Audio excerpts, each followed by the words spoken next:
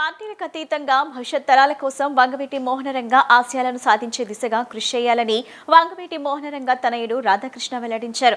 అంతర్జాతీయ స్టేడియంకి విఎం రంగా పేరు పెట్టాలని, అలాగే ఒక జిల్లాకు ఆయన పేరు నామకరణం చేయాలని కాపు సంఘాల నాయకులు మైలవరపు దుర్గారావు రాష్ట్ర ప్రభుత్వాన్ని డిమాండ్ చేశారు.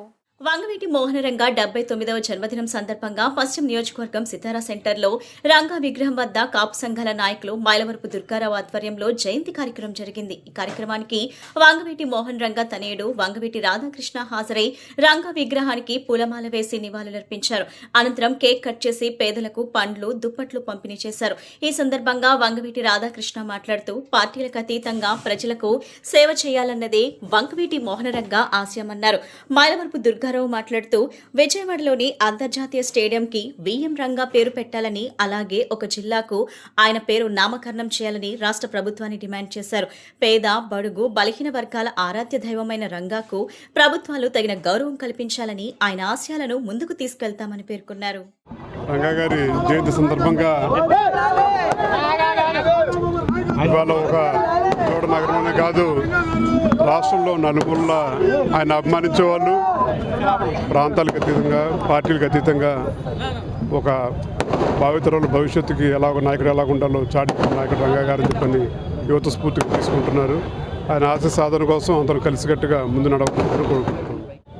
అందరికీ నమస్కారం. ఈరోజు స్వర్గీయ వంగవీటి మోహన్ రంగా గారి 79వ జయంతి సందర్భంగా విజయవాడ పశ్చిమ నియోజకవర్గం వంగవీటి మోహన్ రంగా జంక్షన్లో సితారా వద్ద ఈరోజు ఆయన కాంస్య విగ్రహానికి వారి తనయుడు వంగవీటి రాధాకృష్ణ గారు ఘనమైన నివాళులు అర్పించి వారికి కేక్ కట్ చేసి జయజాలు పలకడం జరిగింది.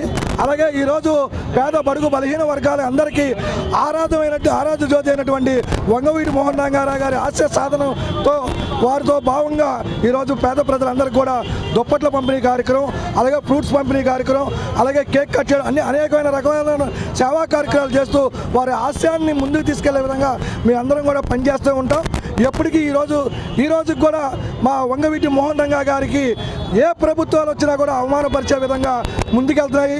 ఇప్పటికైనా సరే ప్రభుత్వాలు వంగవీటి మోహన్ రంగా గారికి సముచిత స్థానాన్ని అందిస్తూ వారికి గౌరవం ఇచ్చేటట్టుగా ఈ యొక్క రాష్ట్ర ప్రభుత్వాలు వ్యవహరించాలని చెప్పి, అలాగే ఇవాళ విజయవాడ ఆంధ్రప్రదేశ్లో అంతర్జాతీయ స్టేడియం కట్టే దానికి విఎం రంగా స్టేడియంగా నామకరణం చేయాలని చెప్పి మా యొక్క డిమాండ్ చేయడం జరుగుతుంది.